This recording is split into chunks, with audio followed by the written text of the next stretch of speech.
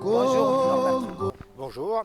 Norbert Tricot, vous êtes devant le siège de Total un 18 mars. Qu'est-ce que ça vous rappelle? Eh bien, nous sommes à l'anniversaire du 18 mars 1977. Comme vous le savez, c'est l'assassinat du président Marian Gouabi, pour lequel il existe de très très fortes présomptions. Et en tant qu'avocat, quand je dis très très fortes présomptions, ça veut dire que là, il y a des éléments de preuve qui existent, de l'implication personnelle et directe de celui qui était le ministre du Conseil intérieur, c'est-à-dire des services secrets, à l'époque, aujourd'hui devenu général, Denis Sassou Nguesso, dans l'assassinat du président de la République congolaise, Marian Gouabi. Quelques jours après, il fait assassiner le cardinal Ebin Bayenda, qui avait régulièrement rencontré le président Marian Gouabi. Et 3 jours après, il organise lui-même, Denis Sassou Nguesso, un mini-tribunal militaire expéditif pour fusiller le président, l'ancien président Alphonse Massamba Deba. Donc effectivement, c'est une date terrible parce que malheureusement, il semble que Denis Sassou Nguesso ait organisé sa conquête du pouvoir avec la complicité de la société pétrolière de l'époque, qui ne s'appelait pas encore Total, mais qui s'appelait Elf. Et effectivement, les récentes découvertes de champs pétrolifères au large de Pointe-Noire ont incité cette multinationale française à se rapprocher de celui qui indiquait être en mesure de garantir l'exploitation paisible du pétrole au Congo. Donc c'est malheureusement une longue histoire. C'est une des pages sombres de la France-Afrique qui a toléré cette pratique d'assassinat. Pratique d'assassinat qui s'est malheureusement poursuivie, puisque s'il y a eu... On y reviendra, D'accord. Maître Tricot. D'accord. Pour le moment, vous êtes également lobbyiste. Vous avez côtoyé beaucoup de personnes, dont justement un des anciens PDG de Total qui s'appelle Loïc Loïc Le Floch-Prigent. de Floch-Prigent. Alors, quelle est sa lecture aujourd'hui? Il y a une histoire qui se dessine, peut-être une nouvelle histoire du Congo qui se dessine. À l'époque, il a été acteur pour ou contre l'alternance. Alors effectivement, mon ami Loïc Le Floch-Prigent, ancien président d'Elf, depuis le 3 février de cette année, depuis qu'il a eu connaissance de l'annonce officielle de la candidature à l'élection présidentielle anticipée du 20 mars 2016 au Congo-Brazzaville du général Jean-Marie Michel Mokoko, Loïc Le Floch-Prigent a indiqué que c'était l'homme de la situation, le seul homme à permettre de rétablir la démocratie au Congo et un meilleur partage des richesses. Parce qu'effectivement, il a eu l'occasion d'être témoin, lorsqu'il était président d'Elf, du racket qu'au fur et à mesure, par ses pratiques de corruption, le clan Sassou Nguesso a mis en place. Et donc même Elf puis Total se trouve à verser des redevances supérieures à la moyenne dans d'autres pays où ne règne pas le même degré de corruption qu'au Congo-Brazzaville.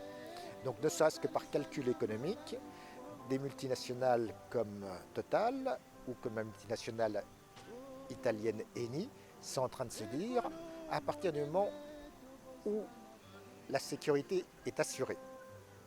Et ça, c'est ce qu'a fort bien compris Loïc Le Floch-Prigent. Le chantage que fait le dictateur Denis Sassou Nguesso en disant « si je m'en vais, c'est le chaos, c'est la guerre tribale entre le Nord et le Sud », ça ne marche plus. Parce que le général Mokoko est comme Sassou Nguesso du Nord, mais lui, il est le seul à être aimé partout dans le pays, du Nord au Sud, de l'Est à l'Ouest. Et ça rassure beaucoup les entreprises multinationales et la communauté internationale. De fait, à l'image de Loïc Le Floch-Prigent, tous les décideurs politiques et économiques dans le monde sont en train de se rendre compte que le seul problème au Congo, Le seul problème pour le développement, pour la paix, pour un meilleur partage des richesses, c'est le dictateur Denis Sassou Nguesso. Et il est temps qu'il fasse comme son grand ami dictateur Blaise Compaoré, qu'il parte. Alors, il y a beaucoup de dictateurs qui partent actuellement, mais il y en a d'autres qui s'accrochent, comme on a vu au Burundi. Ils s'accrochent et que ça fait une sorte de jurisprudence pour Sassou qui veut se maintenir. Mais l'histoire, il y a eu un bémol quand même toutes ces dernières heures où celui qui a accompagné Sassou à revenir au pouvoir, pour ne pas le nommer, le président Dos Santos, dit ne pas se représenter. Est-ce que ça vous donne espoir que les dictatures vont mourir? Oui, effectivement, ça donne espoir que les dictatures vont mourir. Et je dirais, en ce qui concerne le président Eduardo Santos d'Angola, en plus, relativement à la situation de Denis Sassou Nguesso, il n'a pas apprécié qu'il y a quelques semaines, Denis Sassou Nguesso reçoive son collègue dictateur de l'autre côté du fleuve Congo, Joseph Kabila, de République démocratique du Congo, alors que Joseph Kabila est en très mauvaise relation avec le président de la République angolaise. Et là, le président Eduardo Santos considère que le dictateur Denis Sassou Nguesso n'a même pas la reconnaissance du ventre, puisque, comme vous le savez, lorsque Sassou Nguesso s'est lancé dans le coup d'État en 1997 pour renverser militairement le président légitimement élu du Congo, le président Pascal Lissouba, il a déclenché une guerre civile de 2 ans qu'il n'aurait pas pu gagner sans l'intervention de l'armée angolaise qui est venue avec l'accord du président Eduardo dos Santos. Donc là, le dictateur Kabila n'aurait pas dû commettre ce type d'erreur. Alors, Maître Norbert Tricot, le 18 mars 1977, 18 mars 2016, 39 ans. Entre-temps, vous êtes l'avocat de la famille Marien Ngouabi. Aujourd'hui, vous êtes devant l'objet qui a occasionné la mort de Marien Ngouabi.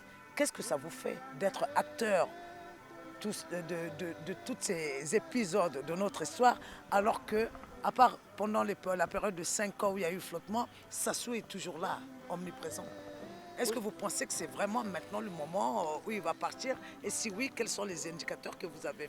Alors, effectivement, là, il y a de nombreux indicateurs. Le rapport de force est en train de basculer. D'ailleurs, on l'a vu lors des meetings de la campagne électorale. La campagne électorale a été particulièrement courte. Le dictateur Denis Sassou Nguesso n'a même pas eu de respect pour les morts de l'explosion de Mpila, de la caserne, puisqu'il a déclaré ouverte la campagne électorale le 4 mars, date anniversaire de l'explosion. Mais donc on a une campagne électorale ultra courte, de fait du 5 mars jusqu'à aujourd'hui. Aujourd'hui, 18 mars, aujourd'hui, date 18 de mars, l'assassinat date de l'assassinat de Marien. Donc on a 2 dates symboliques qui sont particulièrement sanglantes. Et malheureusement, ces 2 dates symboliques et sanglantes sont en train de marquer la fin du règne sanglant de Denis Sassou Nguesso. Le dictateur Denis Sassou Nguesso est tellement conscient du fait qu'il est en train de perdre, qu'il est en train de mettre une partie de sa famille en sécurité à l'étranger. Il commence à avoir peur. Exactement. Il commence à avoir peur de son entourage militaire, puisque de nombreux officiers ont indiqué qu'il n'était pas question pour eux d'arrêter le général Mokoko, leur frère d'armes, ou de lui tirer dessus. Ce qui fait que le dictateur est contraint de recruter des mercenaires étrangers pour assurer sa propre sécurité et tenter d'assassiner des opposants. Actuellement, il vient de signer un contrat avec un mercenaire français bien connu, Patrick Klein, qui a été formé par l'ancien mercenaire décédé Bob Denard aux Comores et qui est chargé de mener plusieurs attentats et assassinats ciblés au Congo très prochainement. Donc on sent bien que nous sommes dans une atmosphère de fin de règne. Donc le sang du peuple congolais a suffisamment coulé. Il est temps que Sassou parte donc dans la paix. Merci. J'espère que le peuple congolais est averti et sera vigilant jusqu'au bout. Il nous reste 2 jours pour que le peuple proclame enfin sa victoire. Merci, Maître Norbert.